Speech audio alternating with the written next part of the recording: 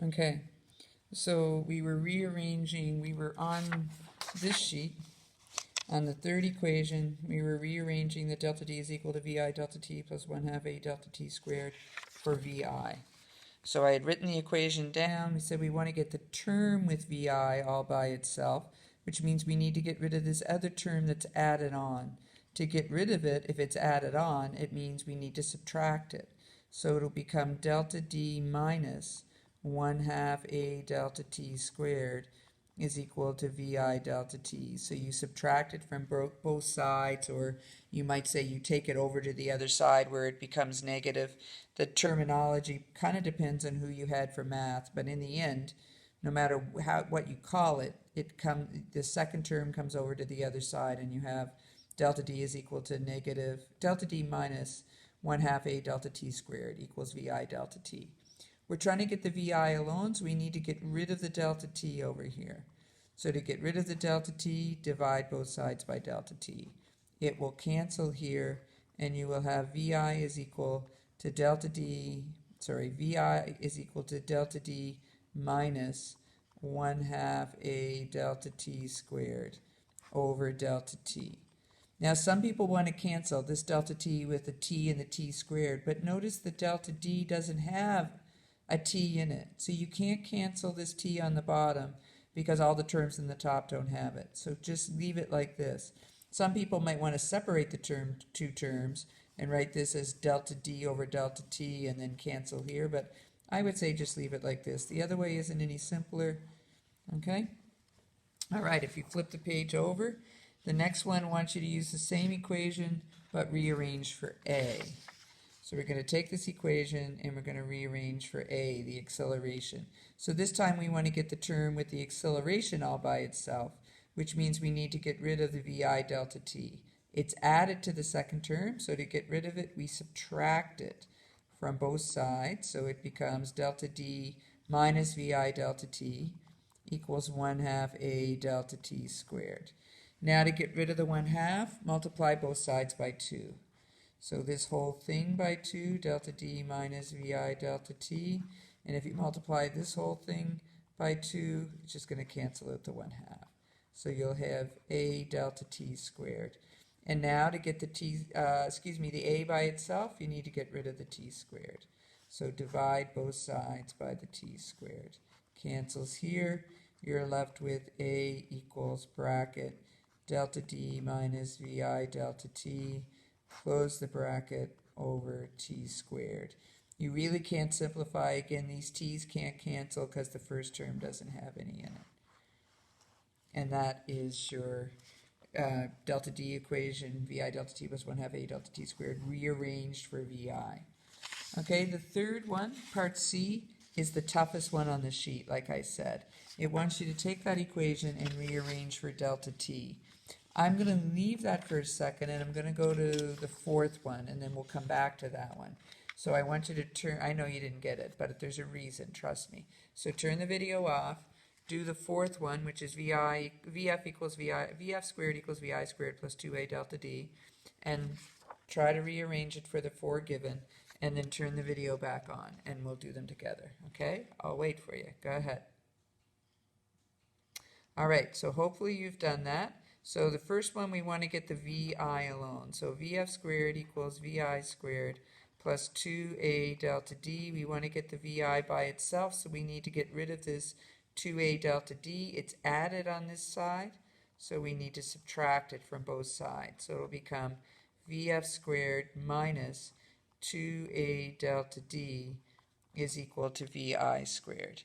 And now, to get the vi alone, you need to take the square root of both sides. The square root of vi squared will just be vi, and this will just stay as vf squared minus 2a delta d.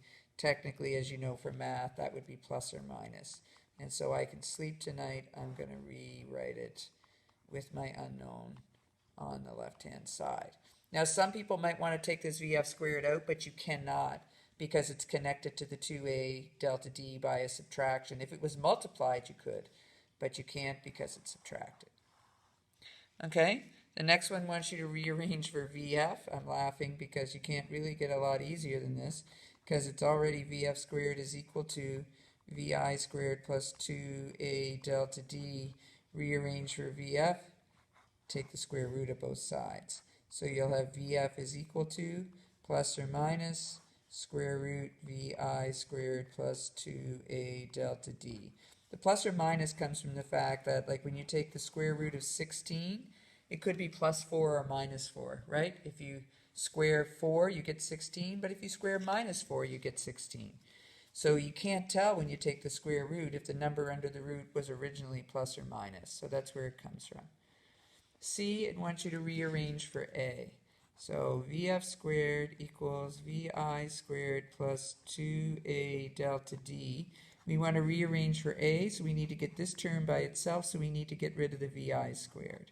So it'll be a VF squared minus VI squared when we take it to the other side equals 2A delta D.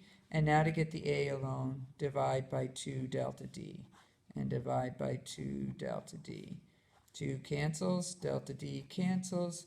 You'll be left with A is equal to VF squared minus VI squared over 2 delta D. Okay? And the last one, I want you to rearrange for the delta D.